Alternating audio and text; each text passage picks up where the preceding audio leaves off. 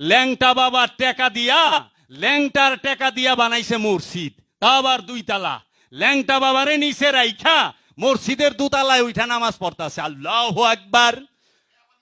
এবার ল্যাংটা গেছে, ল্যাংটার দরবারে মোল্লায় পাঞ্জাবি বিন্দা খারায় নামাজ পড়ে। ল্যাংটার বাইতে কি এর নামাজ? এত ল্যাংটা। আবার দিছে হযরত সুলাইমান সাল্লাহ জামে, ল্যাংটা জামে মসজিদ।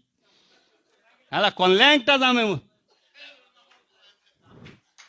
ওন আবার ল্যাংটা দেয় নাই। হযরত সুলাইমান শাহ রহমতুল্লাহ আলাইহি মসজিদ। আই সুলাইমান শাহ বাবা জীবনে মসজিদে ঢুকছে, ল্যাংটার বাইতে মসজিদ বানাইবার কইছে কেরা তোরে? তুই মসজিদ বানাবি চকে যায় বানা, মাঠে যায় বানা, ল্যাংটার বাইত মসজিদ বানাবি কে? হেতো ল্যাংটা। ল্যাংটার বাইতে মাজারটারে গিরা ফালাইছে মসজিদ দিয়া। আমি মসজিদের বিরোধী নই, কিন্তু মসজিদেরও স্থান আছে, ল্যাংটারও স্থান আছে। ল্যাংটার বাইত মসজিদ দরকার নাই, মসজিদ বানাইবেন পাঞ্জাবি আলার বাইত, রুমাল আলার বাইত।